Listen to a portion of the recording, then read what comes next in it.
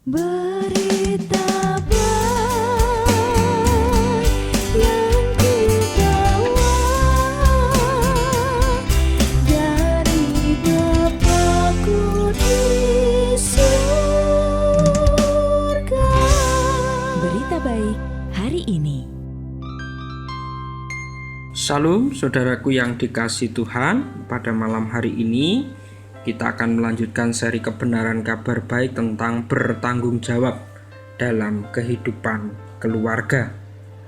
Mari kita akan bersama melihat di dalam Injil Markus pasal yang ke-10 ayatnya yang ke-2 sampai dengan yang ke-12. Injil Markus pasal yang ke-10 ayat 2 sampai dengan yang ke-12. Demikian bunyi firman Tuhan. Maka datanglah orang-orang Farisi dan untuk mencoba Yesus mereka bertanya kepadanya, apakah seorang suami diperbolehkan menceraikan istrinya? Tetapi jawabnya kepada mereka, apa perintah Musa kepada kamu? Jawab mereka, Musa memberi izin untuk menceraikannya dengan membuat surat cerai. Lalu kata Yesus kepada mereka, justru karena ketegaran hatimulah maka Musa menuliskan perintah ini untuk kamu. Sebab pada awal dunia Allah menjadikan mereka laki-laki dan perempuan.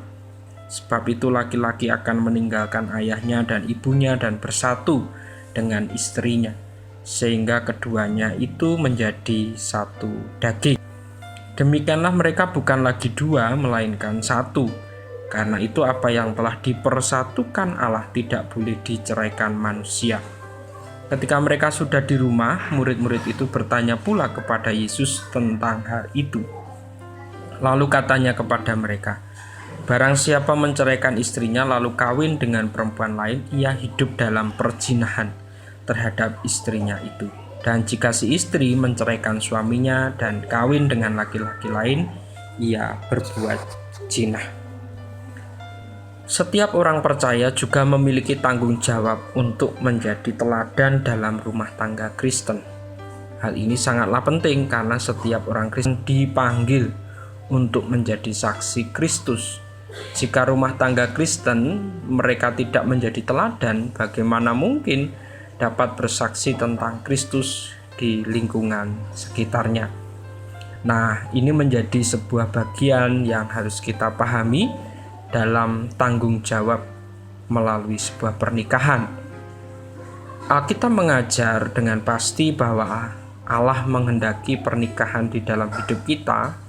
Itu satu masalah yang sangat serius yang dihadapi orang-orang pada masa ini, ialah bahwa perpisahan dan perceraian sudah menjadi masalah yang dihadapi dunia, baik oleh para suami istri Kristen maupun para suami istri bukan Kristen.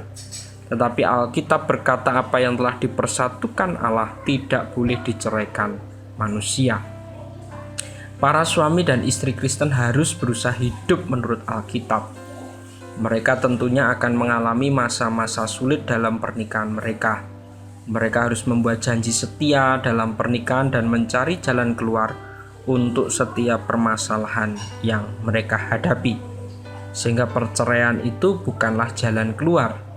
Para suami dan istri Kristen harus meminta kepada Tuhan agar menolong mereka untuk hidup bersama seperti satu tubuh. Itu adalah bagian yang penting bagaimana saudara saya dapat bertanggung jawab sebagai keluarga. Dan besok malam kita akan belajar tentang bagaimana saudara saya punya tanggung jawab dalam hubungan keluarga. Terima kasih, selamat malam, selamat beraktivitas, selamat berstay at home. Tuhan Yesus memberkati.